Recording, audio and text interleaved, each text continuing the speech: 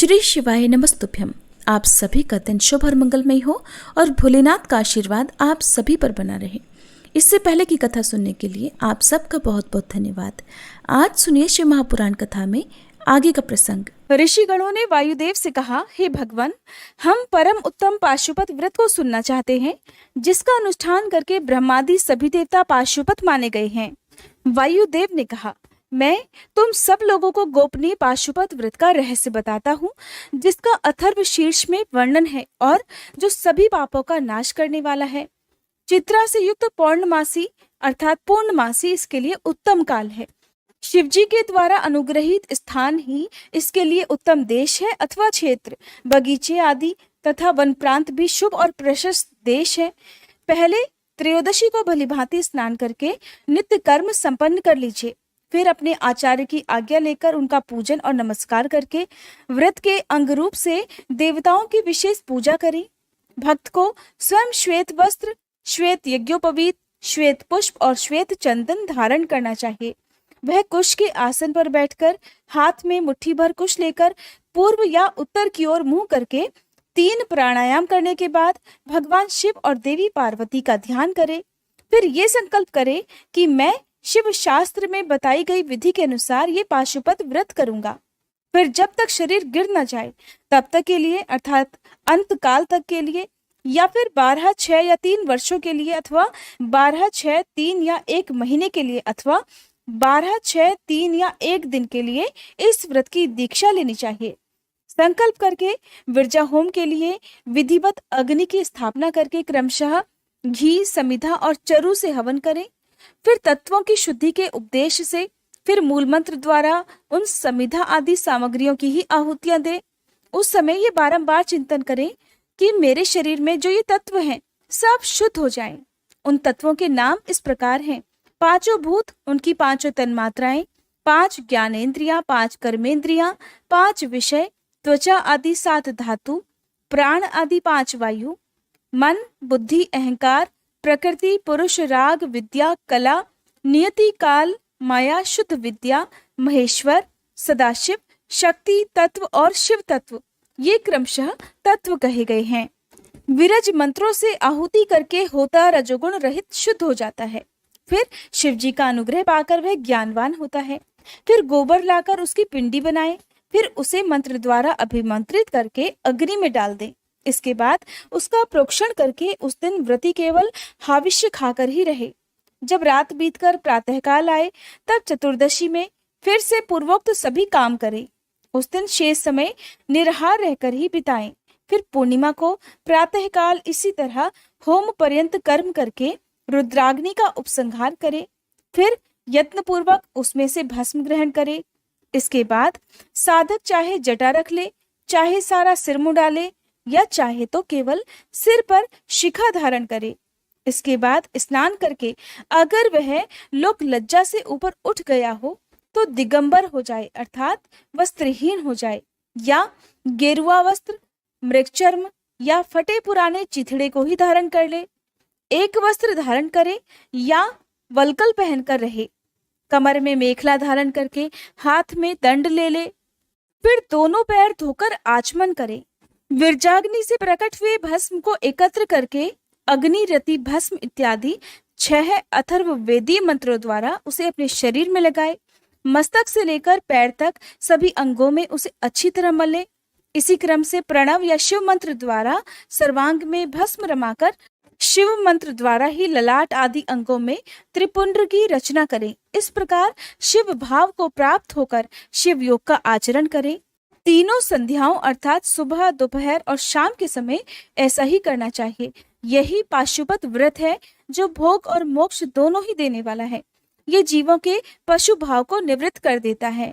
इस प्रकार पाशुपत व्रत के अनुष्ठान द्वारा पशु तत्व का परित्याग करके लिंग मूर्ति सनातन महादेव जी का पूजन करना चाहिए। अगर वैभव हो तो सोने का अष्टदल कमल बनवाएं, जिनमें 9 प्रकार के रत्न जड़े गए हो, उसमें कर्णिका और केसर भी हो। ऐसे कमल को भगवान का आसन बनाएं। अगर धन का अभाव है तो लाल या सफेद कमल के फूल का आसन अर्पित करें। वो भी ना मिले तो केवल भावनामय कमल ही समर्पित कर दें। आप अपने मन से विचार करें कि आप भगवान को कमल अर्पित कर रहे हैं तो इस प्रकार से आप कमल का फूल अर्पित करें। उस कमल की कर्णिका में पीठिका सहित छोटे से स्फटिक मणिमय लिंग की स्थापना करके क्रमशः विधि पूर्वक उसका पूजन करें। फिर शिवलिंग को शुद्ध करके पहले शास्त्रीय विधि के अनुसार उसकी स्थापना करनी चाहिए। फिर आसन देकर पंचमुख के प्रकार से मूर्ति की कल्पना करके पंचगव्य आदि से अर्थात पंचामृत आदि से अपने वैभव के अनुसार, अपनी सामर्थ्य के अनुसार संग्रहित भरे हुए स्वर्ण निर्मित कलशों से उस मूर्ति को स्नान कराएं। फिर सुगंधित द्रव्य, कपूर, चंदन और कुमकुम आदि से वेदी सहित भूषण भूषित शिवलिंग का अनुलेपन करके बिल्वपत्र, लाल कमल, श्वेत कमल, नील कमल, अन्य सुगंधित फूल, पवित्र और उत्तम पत्र तथा दूर्वा और अक्षत आदि विचित्र उपचार चढ़ाकर यथा प्राप्त सामग्रियों द्वारा महापूजन की विधि से उसमें मूर्ति की अभ्यर्चना करें। फिर धूप, दीप और नैवेद्य निवेदित करें। इस प्रकार भगवान शिव को उत्तम वस्त्र निवेदित करके अपना कल्याण करें। उस व्रत में विशेषता वे सभी वस्तुएं देनी चाहिए जो आपको खुद भी प्रिय हो, जो श्रेष्ठ हो, जो न्याय पूर्वक उपार्जित की गई हो। किसी का दिल दुखाकर इकट्ठा किया हुआ धन या किसी को सताकर आप कोई वस्तु लेकर आते हैं, किसी से झूठ, चोरी, पाप करके कोई वस्तु लाते हैं, तो वो भगवान शिव को कभी भी अर्पित नहीं की जाती। बिल्वपत्र, उत्पल और कमलों की संख्या 1,000 होनी चाहिए। अन्य पत्रों और फूलों में से प्रत्येक की संख्या 108 होनी चाहिए। इन सामग्रियों में भी बेलपत्र को विशेषकर यत्न पूर्वक जुटाएं, उसे भूल कर भी छोड़ना नहीं चाहिए। सोने का बना हुआ एक ही कमल 1,000 कमलों से श्रेष्ठ बताया गया है। नील कमल आदि के विषय में भी यही बात है। ये सब बिल्व पत्रों के समान ही महत्व रखते हैं। अन्य पुष्पों के लिए कोई नियम नहीं है, वे आपको चाहे जितने मिले उतने ही आप चढ़ा सकते हैं। अष्टांग अर्घ्य उत्कृष्ट माना जाता है। धूप और आलेप अर्थात चंदन के विषय में तो विशेष बात यह है, वामदेव नामक मुख में चंदन, तत्पुरुष नामक मुख में हरिताल और ईशान नामक मुख में भस्म लगाना चाहिए। कोई कोई भस्म की जगह आलेपन का अर्थात चंदन का विधान करते हैं। दूसरे प्रकार के धूप का विधान होने से कुछ लोग प्रसिद्ध धूप का निषेध करते हैं। अघोर नामक मुख के लिए श्वेत अगुरु का धूप देना चाहिए। तत्पुरुष नामक मुख के लिए कृष्ण अगुरु के धूप का विधान है। वामदेव के लिए गुग्गल, सद्योजात मुख के लिए सौगंधिक और ईशान के लिए भी उशीर आदि धूप को विशेष रूप से देना चाहिए। शक्कर, मधु, कपूर, कपिला गाय का घी, चंदन का चूरा और अगुरु नामक काष्ठ आदि का चूर्ण, इन सब को मिलाकर जो धूप तैयार किया जाता है उसे सबके लिए सामान्य रूप से उपयोग के योग बताया गया है। कपूर की बत्ती और घी के दीपक जलाकर दीपमाला देनी चाहिए। फिर प्रत्येक मुख के लिए पृथक पृथक अर्घ्य और आचमन देने का विधान है। प्रथम आवरण में गणेश और कार्तिकेय जी की पूजा करनी चाहिए। उसके साथ ही बाह्य अंगों की भी पूजा जरूरी है। प्रथम आवरण की पूजा हो जाने पर द्वितीय आवरण में चक्रवर्ती विघ्नेश्वरों का पूजन करना चाहिए।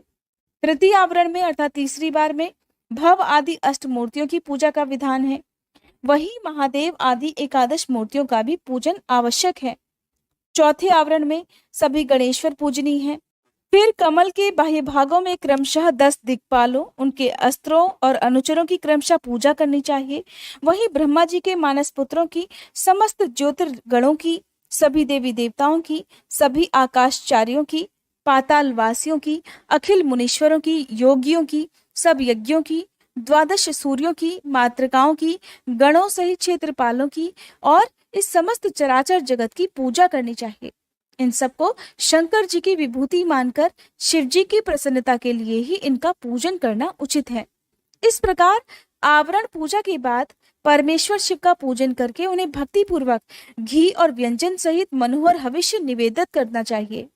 मुख शुद्धि के लिए आवश्यक उपकरणों सहित तांबूल देकर नाना प्रकार के फूलों से पुनः भगवान का श्रृंगार करें, आरती उतारें, फिर पूजन का शेष काम पूर्ण करें। प्याला और उपकारक सामग्रियों सहित शैया समर्पित करें। शैया पर चंद्रमा के समान चमकीला हार लगाएं। राजोचित मनोहर वस्तुएं सभी प्रकार से संचित करके दें। स्वयं पूजन करें, दूसरों से भी कराएं और फिर प्रत्येक पूजन में आहुति भी दें। इसके बाद स्तुति, प्रार्थना और जप करके पंचाक्षरी विद्या को जपें।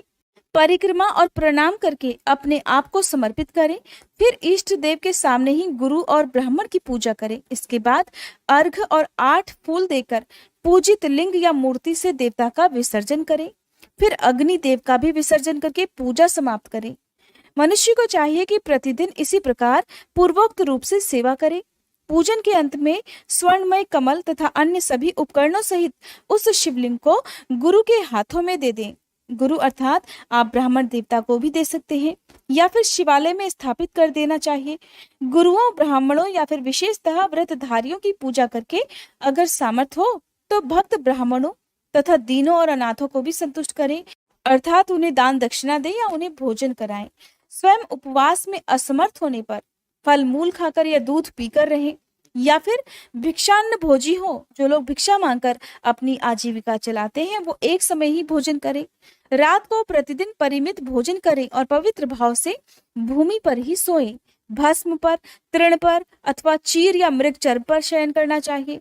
प्रतिदिन ब्रह्मचर्य का पालन करते हुए इस व्रत का अनुष्ठान करें। अगर शक्ति हो तो रविवार के दिन आद्रा नक्षत्र में दोनों पक्षों की पूर्णिमा और अमावस्या को, अष्टमी को और चतुर्दशी को उपवास करें। मन, वाणी और क्रिया द्वारा संपूर्ण प्रयत्न से पाखंडी, पतित, रजस्वला स्त्री, सूतक में पड़े हुए लोग तथा अंत्यज आदि के संपर्क का त्याग करें। निरंतर क्षमा, दान, दया, सत्यभाषण और अहिंसा में तत्पर रहें। संतुष्टि और शांत रहकर जप और ध्यान में लगे रहें। तीनों समय स्नान करें अथवा भस्म स्नान कर लें। मन, वाणी और क्रिया द्वारा विशेष पूजा किया करें। इस विषय में और अधिक कहने से क्या लाभ। व्रतधारी पुरुष कभी अशुभ आचरण ना करे। प्रमादवश यदि वैसा आचरण बन जाए तो फिर उसके कम या ज्यादा होने का विचार करके उसके दोष का निवारण करने के लिए पूजा, होम और जप आदि के द्वारा उचित प्रायश्चित भी करें। व्रत की समाप्ति पर्यंत भूल कर भी अशुभ आचरण कदापि न करें। संपत्ति हो तो उसके अनुसार गोदान या फिर वृक्ष आदि लगाएं और पूजन करें। भक्त पुरुष निष्काम भाव से शिव जी की प्रीति के लिए ही सब कुछ करें। यह संक्षेप से इस व्रत की सामान्य विधि बताई गई है। हे ऋषियों, अब शास्त्र के अनुसार प्रत्येक मास में जो विशेष कृत्य हैं अर्थात कर्म है उसे बताता हूँ। वैशाख मास में हीरे के बने हुए शिवलिंग का पूजन करना चाहिए। ज्येष्ठ मास में मरकत मणि में शिवलिंग की पूजा उचित है। आषाढ़ मास में मोती के बने हुए शिवलिंग को पूजनीय समझे। श्रावण मास में नीलम का बना हुआ शिवलिंग पूजन के योग्य है। भाद्रपद मास में पूजन के लिए पद्मराग मणिमय शिवलिंग को उत्तम माना गया है। आश्विन मास में गोमेद मणि के बने हुए लिंग को उत्तम समझना चाहिए। कार्तिक मास में मूंगे के और मार्गशीर्ष मास में वैदुर्य मणि के बने हुए शिवलिंग की पूजा का विधान है। पौष मास में पुष्पराग अर्थात पुखराज मणि के और माघ मास में सूर्यकांत मणि के लिंग का पूजन करना चाहिए। फाल्गुन मास में चंद्रकांत मणि के और चैत्र में सूर्यकांत मणि के बने हुए लिंग की पूजा का विधान है। अथवा रत्नों के न मिलने पर सभी मासों में केवल स्वर्णमय लिंग का भी पूजन आप कर सकते हैं। स्वर्ण के अभाव में चांदी, तांबे, पत्थर, मिट्टी या फिर अन्य किसी भी वस्तु का जो सुलभ हो उसका लिंग बना लेना चाहिए। अथवा अपनी रुचि के अनुसार स्वर्णमय, सुगंधमय शिवलिंग का निर्माण करें। व्रत की समाप्ति के समय नित्य कर्म पूर्ण करके विशेषतः पूजा और हवन करने के बाद आचार्य का तथा विशेषतः व्रती ब्राह्मण का पूजन करें। फिर आचार्य की आज्ञा लेकर पूर्व या उत्तर की ओर मुंह करके कुशा के आसन पर बैठे, हाथ में कुश लें, प्राणायाम करके सांब सदाशिव का ध्यान करते हुए यथाशक्ति मूल मंत्र का जाप करें। फिर पूर्ववत आज्ञा लेकर हाथ जोड़कर नमस्कार करके इस प्रकार कहे कि भगवान, अब मैं आपकी आज्ञा से इस व्रत का उत्सर्ग करता हूँ। ऐसा कहकर शिवलिंग के मूल भाग में उत्तर दिशा की ओर कुशों का त्याग करे। फिर दंड, चीर, जटा और मेखला को भी त्याग दे। इसके बाद फिर विधि पूर्वक आचमन करके पंचाक्षर मंत्र का जाप करें। जो आत्यंतिक दीक्षा ग्रहण करके अपने शरीर का अंत होने तक शांत भाव से इस व्रत का अनुष्ठान करता है वह नैष्ठिक व्रती कहा गया है। उसे सभी आश्रमों से ऊपर उठा हुआ महापाशुपत जानना चाहिए। वही तपस्वी पुरुषों में श्रेष्ठ है और वही महान व्रतधारी है। जो 12 दिनों तक प्रतिदिन विधि पूर्वक इस व्रत का अनुष्ठान करता है वो भी नैष्ठिकी के तुल्य ही है, क्योंकि उसने तीव्र व्रत का आश्रय लिया है। जो अपने शरीर में घी लगाकर व्रत के सभी नियमों के पालन में तत्पर होकर 2-3 दिन या फिर एक दिन में भी इस व्रत का अनुष्ठान करता है वह भी कोई नैष्ठिक ही है, जो निष्काम होकर अपना परम कर्तव्य मानकर अपने आप को शिवजी के चरणों में समर्पित करके इस उत्तम व्रत का सदा अनुष्ठान करता है, उसके समान कहीं कोई नहीं है। विद्वान ब्राह्मण भस्म लगाकर महापातक जनित अत्यंत दारुण पापों से भी तत्काल छूट जाता है, इसमें कोई संशय नहीं। रुद्राग्नि का जो सबसे उत्तम बल है वही भस्म कहा गया है। अतः जो सभी समयों में भस्म लगाए रखता हो वह वीर्यवान माना गया है। भस्म में निष्ठा रखने वाले पुरुष के सारे दोष उस भस्माग्नि के संयोग से जलकर नष्ट हो जाते हैं। जिसका शरीर भस्म स्नान से विशुद्ध है वह भस्मनिष्ठ कहा गया है। जिसके सारे अंगों में भस्म लगा हुआ है, जो भस्म से प्रकाशमान है, जिसने भस्ममय त्रिपुंड लगा रखा है और जो भस्म से स्नान करता है वह भस्मनिष्ठ माना गया है। भूत प्रेत पिशाच तथा अत्यंत दुस्सह रोग भी भस्मनिष्ठ के निकट से दूर भागते हैं, इसमें संशय नहीं। वह शरीर को भासित करता है, इसलिए भसित कहा गया है, तथा पापों का भक्षण करने के कारण उसका नाम भस्म है। भूति अर्थात ऐश्वर्य कारक होने से उसे भूति या विभूति भी कहते हैं। विभूति रक्षा करने वाली है, इसलिए उसका एक नाम रक्षा भी है। भस्म के महात्म्य को लेकर यहाँ और क्या कहा जाए। ऋषियों, भस्म से स्नान करने वाला व्रती पुरुष साक्षात महेश्वर देव कहा गया है। ये परमेश्वर संबंधी भस्म शिव भक्तों के लिए बड़ा भारी अस्त्र है, क्योंकि उसने धौम्य मुनि के बड़े भाई उपमन्यु के तप में आई हुई आपत्तियों का निवारण किया था। इसलिए सर्वथा प्रयास करके पाशुपत व्रत का अनुष्ठान करने के बाद हवन संबंधी भस्म का धन के समान ही संग्रह करके सदा भस्म स्नान में तत्पर रहना चाहिए। अब सुनिए बालक उपमन्यु की कथा। ऋषियों ने पूछा कि प्रभु, धौम्य के बड़े भाई उपमन्यु जब छोटे बालक थे तब उन्होंने दूध के लिए तपस्या की थी, और तब भगवान शिव ने प्रसन्न होकर उन्हें क्षीर सागर प्रदान किया था। परंतु बाल्यावस्था में उन्हें शिव शास्त्र के प्रवचन की शक्ति कैसे प्राप्त हुई, और वे कैसे शिव जी के सत्य स्वरूप को जानकर तपस्या में निरत हुए। तपश्चरण के पर्व में उन्हें भस्म के विज्ञान की प्राप्ति कैसे हुई। उससे जो रुद्राग्नि का उत्तम वीर्य है, उस आत्मरक्षक भस्म को उन्होंने कैसे प्राप्त किया। तब वायुदेव ने कहा कि महर्षियों, जिन्होंने वह तप किया था वे उपमन्यु कोई साधारण बालक नहीं थे, परम बुद्धिमान मुनिवर व्याघ्रपाद के पुत्र थे। उन्हें जन्म जन्मांतर में ही सिद्धि प्राप्त हो गई थी, परंतु किसी कारणवश वे अपने पद से च्युत हो गए, योग भ्रष्ट हो गए। इसलिए भाग्यवश जन्म लेकर वे मुनि कुमार हुए।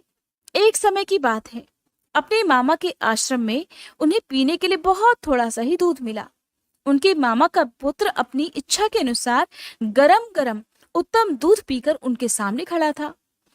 मामा के पुत्र को इस अवस्था में देखकर व्याघ्रपाद कुमार उपमन्यु के मन में ईर्ष्या हुई और वे अपनी माँ के पास जाकर बड़े प्रेम से बोले, माँ, महाभागे तपस्विनी, मुझे अत्यंत स्वादिष्ट गर्मा गर्म गाय का दूध दे दो, और मुझे बहुत सारा चाहिए।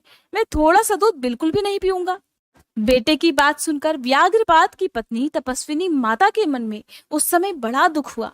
उसने अपने पुत्र को बड़े आदर के साथ बड़े स्नेह से अपने छाती से लगा लिया और प्रेम पूर्वक लाड़ प्यार करके अपनी निर्धनता का स्मरण हो आने से वह दुखी होकर विलाप करने लगी।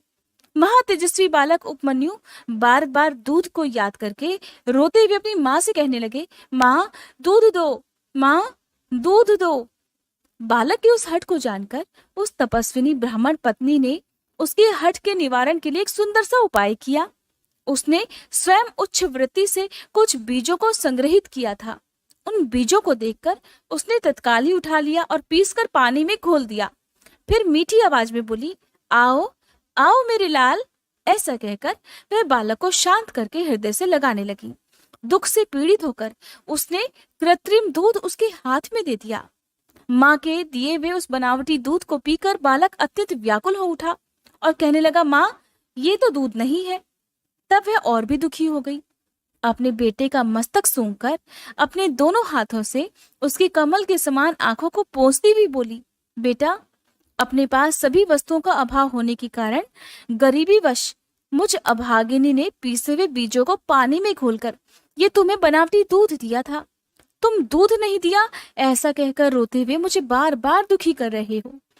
किंतु भगवान शिव की कृपा के बिना तुम्हारे लिए कहीं दूध नहीं है। भक्ति पूर्वक माता पार्वती और अनुचरों सहित भगवान शिव के चरणारविंदों में जो कुछ समर्पित किया गया हो, वही संपूर्ण संपत्तियों का कारण होता है। महादेव जी ही धन देने वाले हैं। इस समय हम लोगों ने उनकी आराधना नहीं की है।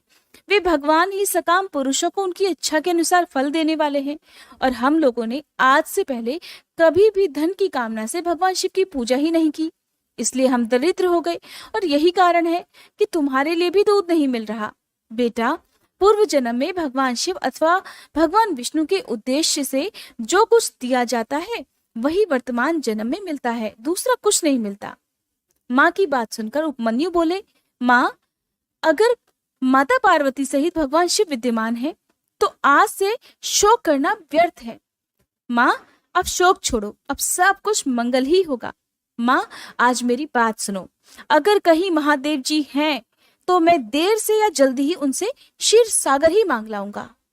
वायु देवता कहते हैं, ऋषियों, उस महाबुद्धिमान बालक की ये बात सुनकर उसकी मनस्विनी माता उस समय बड़ी प्रसन्न हुई और बोली, बेटा, तुमने तो बहुत अच्छा विचार किया, और तुम्हारा ये विचार मेरी प्रसन्नता को और बढ़ाने वाला है। अब तुम देर मत लगाओ, सांब सदाशिव का भजन करो। अन्य देवताओं को छोड़कर मन, वाणी और क्रिया द्वारा भक्ति भाव के साथ पार्षद गणों सहित उन्हीं सांब सदाशिव का भजन करो। नमः शिवाय ये मंत्र उन देवाधिदेव वरदायक शिव जी का साक्षात वाचक माना गया है। प्रणव सहित जो दूसरे 7 करोड़ महामंत्र हैं, वे सब इसी में लीन होते हैं और फिर इसी से प्रकट होते हैं।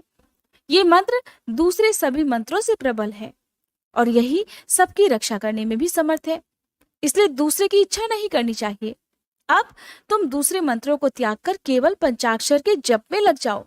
इस मंत्र के जिह्वा पर आते ही यहाँ कुछ भी दुर्लभ नहीं रह जाता। ये उत्तम भस्म जिसे मैंने तुम्हारे पिताजी से ही प्राप्त किया है, ये विरजा होम की अग्नि से सिद्ध हुआ है, इसलिए बड़ी से बड़ी आपत्तियों का निवारण करने वाला है। बेटा, मैंने तुम्हें जो पंचाक्षर मंत्र बताया है उसको मेरी आज्ञा से ग्रहण करो। इसके जप से शीघ्र ही तुम्हारी रक्षा भी होगी। वायु देवता कहते हैं, इस प्रकार आज्ञा देकर और तुम्हारा कल्याण हो, ऐसा कहकर माता ने अपने पुत्र को विदा कर दिया।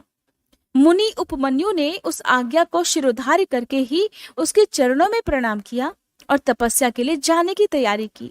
उस समय माता ने आशीर्वाद देते हुए कहा, बेटा, सभी देवता तुम्हारा मंगल करें। माता की आज्ञा पाकर उस बालक ने बड़ी कठिन तपस्या आरंभ कर दी। हिमालय पर्वत के एक शिखर पर जाकर उपमन्यु एकाग्र चित्त होकर केवल वायु का सेवन करने लगे। उन्होंने 8 ईंटों का एक मंदिर बनाया, उसमें मिट्टी के शिवलिंग की स्थापना की।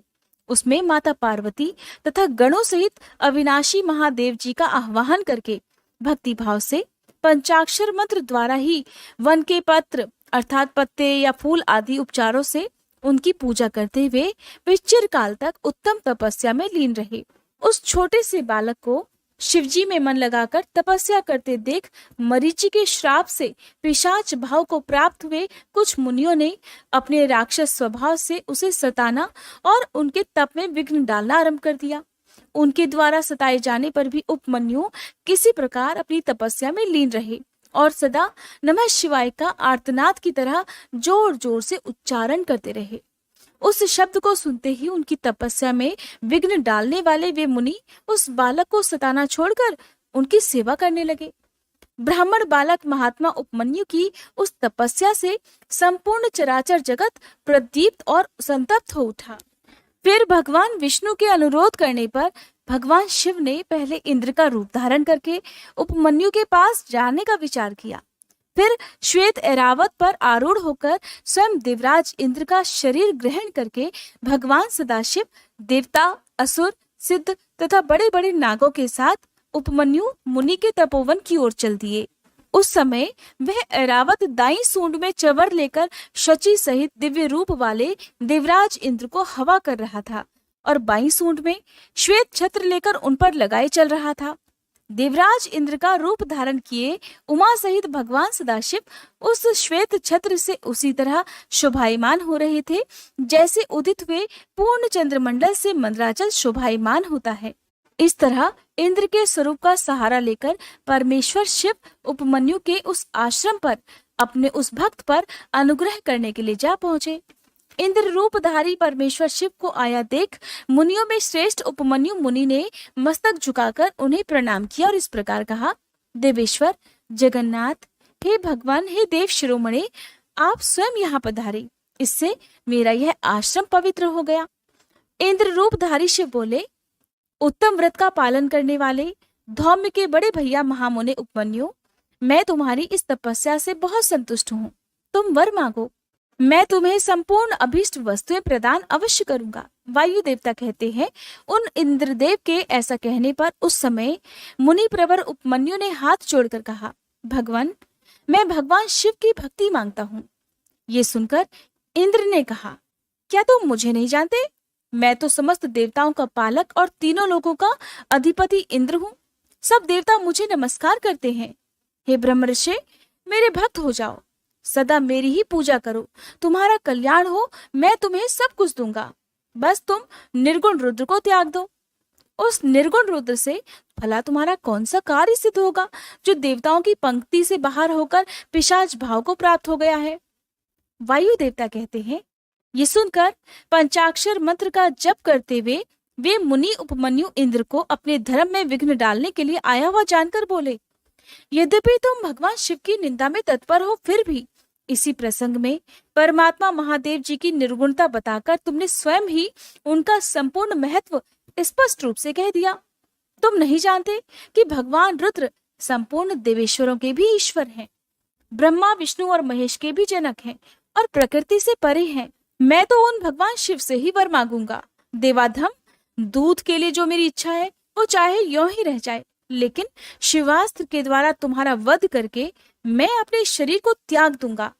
वायु देवता कहते हैं, ऐसा कहकर स्वयं मर जाने का निश्चय करके उपमन्यु दूध की भी इच्छा छोड़कर इंद्र का वध करने के लिए तत्पर हो गए। उस समय अघोर अस्त्र से अभिमंत्रित घोर भस्म को लेकर मुनि ने इंद्र के उद्देश्य से छोड़ दिया और बड़े जोर से सिहनाद किया। फिर शंभु के युगल चरणारविंदों का चिंतन करते हुए वे अपनी देह को दग्ध करने के लिए तत्पर हो गए और आग्नेय धारणा करके स्थित हो गए। ब्राह्मण उपमन्यु जब इस प्रकार स्थित हुए तब भग देवता के नेत्र का नाश करने वाले भगवान शिव ने योगी उपमन्यु की उस धारणा को अपनी सौम्य दृष्टि से रोक दिया। उनके छोड़े हुए उस अघोरास्त्र को नंदीश्वर की आज्ञा से शिव वल्लभ नंदी ने बीच में ही पकड़ लिया। फिर परमेश्वर भगवान शिव ने अपने बालेंदु शेखर रूप को धारण कर लिया और ब्राह्मण उपमन्यु को उसे दिखाया। इतना ही नहीं, उस प्रभु ने उस मुनि को सहस्त्रों शीर्ष सागर, सुधा सागर, दधी आदि के सागर, घी के समुद्र, फल संबंधी रस के समुद्र तथा भक्ष्य भोज्य पदार्थों के समुद्र का दर्शन कराया और पुओं का पहाड़ खड़ा करके दिखा दिया। इसी तरह देवी पार्वती के साथ महादेव जी वहां वृषभ पर आरूढ़ दिखाई दिए। वे अपने गणों तथा त्रिशूल आदि दिव्यास्त्रों से घिरे हुए थे। देवलोक में दुंदुभियां बजने लगी, आकाश से पुष्पों की वर्षा होने लगी तथा विष्णु, ब्रह्मा और इंद्र आदि देवताओं से दसों दिशाएं आच्छादित हो गईं। उस समय उपमन्यु आनंद सागर की लहरों से घिरे हुए थे। वे भक्ति विनम्र चित्त से पृथ्वी पर दंड की भांति पड़ गए। उसी समय वहां मुस्कुराते हुए भगवान शिव ने यहाँ आओ कहकर उन्हें बुलाया और उनका मस्तक सूंघकर अनेकों वर उन्हें दे दिए। भगवान शिव बोले, वत्स, तुम अपने भाई बंधुओं के साथ सदा इच्छानुसार भक्ष्य भोज्य पदार्थों का उपभोग करो, दुख से छूटकर सर्वदा सुखी रहो। तुम्हारे हृदय में मेरे प्रति भक्ति भी सदा बनी रहे। हे महाभाग उपमन्यु, ये पार्वती देवी तुम्हारी माता है। आज मैंने तुम्हें अपना पुत्र बना लिया और तुम्हारे लिए क्षीर सागर प्रदान कर दिया। केवल दूध का ही नहीं, मधु, दही, अन्न, घी, भात और फल आदि के रस का भी समुद्र तुम्हें दे दिया। ये पुओं के पहाड़ तथा भक्ष्य भोज्य पदार्थों के सागर मैंने तुम्हें समर्पित कर दिए। महामुने, ये सब ग्रहण करो। आज से मैं महादेव तुम्हारा पिता हूँ और जगदम्बा उमा तुम्हारी माता है। मैंने तुम्हें अमरत्व तथा गणपति का सनातन पद प्रदान किया। अब तुम्हारे मन में जो भी दूसरी दूसरी इच्छाएं हो, उन सबको तुम बड़ी प्रसन्नता के साथ वर के रूप में मांग लो। मैं संतुष्ट हूँ, इसलिए वह सब अवश्य दूंगा, और इस विषय में कोई संशय भी तुम्हें नहीं करना चाहिए। वायुदेव कहते हैं, ऐसा कहकर महादेव जी ने उन्हें दोनों हाथों से पकड़कर अपने हृदय से लगा लिया और मस्तक सूंघकर ये कहते हुए देवी की गोद में दे दिया कि देवी, ये तुम्हारा पुत्र है। तब देवी ने भी कार्तिकेय की तरह प्रेम पूर्वक उनके मस्तक पर अपना कर कमल रखा और उन्हें अविनाशी कुमार पद प्रदान कर दिया। क्षीर सागर ने भी साकार रूप धारण करके उनके हाथ में अनश्वर पिंडीभूत स्वादिष्ट दूध समर्पित किया। फिर देवी पार्वती ने संतुष्ट होकर उन्हें योग जनित ऐश्वर्य, सदा संतोष, अविनाशिनी ब्रह्म विद्या और उत्तम समृद्धि प्रदान की। फिर उनके तपोमय तेज को देखकर प्रसन्न हुए शंभु ने उपमन्यु मुनि को पुनः दिव्य वरदान दिया। पाशुपत व्रत, पाशुपत ज्ञान, तात्विक व्रत योग तथा चिरकाल तक उसके प्रवचन की परम पटुता उन्हें प्रदान की। भगवान शिव और शिवा से दिव्य वर तथा नित्य कुमारत्व पाकर वे बड़े प्रसन्न हो गए। इसके बाद प्रसन्न होकर प्रणाम करके हाथ जोड़कर ब्राह्मण उपमन्यु ने देवादिदेव महेश्वर से ये वर मांगा। उपमन्यु बोले, हे देवेश्वर प्रसन्न होइए, परमेश्वर प्रसन्न होइए और मुझे अपनी परम दिव्य और अव्यभिचारिणी भक्ति दे दीजिए। महादेव, मेरे जो अपने सगे संबंधी हैं उनमें मेरी सदा श्रद्धा बने रहने का वरदान दीजिए। साथ ही अपना दासत्व, उत्कृष्ट स्नेह और हमेशा अपने साथ रहने का सौभाग्य प्रदान कीजिए। ऐसा कहकर प्रसन्नचित हुए द्विज श्रेष्ठ उपमन्यु ने हर्ष गदगद वाणी द्वारा महादेव जी की स्तुति की। उपमन्यु बोले, देवाधिदेव, हे महादेव, शरणागत वत्सल, हे करुणा सिंधु, सांब सदाशिव, आप सदा मुझ पर प्रसन्न होइए। वायुदेव कहते हैं, उनके ऐसा कहने पर सबको वर देने वाले प्रसन्न आत्मा महादेव ने मुनिवर उपमन्यु को इस प्रकार उत्तर दिया। भगवान शिव बोले, हे वत्स उपमन्यु, मैं तुम पर संतुष्ट हूँ, इसलिए मैंने तुम्हें सब कुछ दे दिया। हे ब्रह्मर्षि, तुम मेरे सुदृढ़ भक्त हो, क्योंकि इस विषय में मैंने तुम्हारी परीक्षा ली है। तुम अजर, अमर, दुख रहित, यशस्वी, तेजस्वी और दिव्य ज्ञान से संपन्न हो जाओ। हे द्विश्रेष्ठ, तुम्हारे बंधु बांधव, कुल तथा गोत्र सदा अक्षय रहेंगे और मेरे प्रति तुम्हारी भक्ति भी सदा बनी रहेगी। विप्रवर, मैं तुम्हारे आश्रम में नित्य निवास करूंगा और तुम मेरे पास सानंद विचरोगे। ऐसा कहकर उपमन्यु को अभीष्ट वर देकर करोड़ों सूर्यों के समान तेजस्वी भगवान महेश्वर वहीं अंतर्ध्यान हो गए। उन श्रेष्ठ परमेश्वर से उत्तम वर पाकर उपमन्यु का हृदय प्रसन्नता से खिल उठा। उन्हें बहुत सुख मिला और वे अपनी जन्मदायिनी माता के स्थान पर वापस चले गए। जय भोलेनाथ। आज की कथा में बस इतना ही। इसके आगे का वृतांत कृपया अगली वीडियो में जरूर सुनिएगा।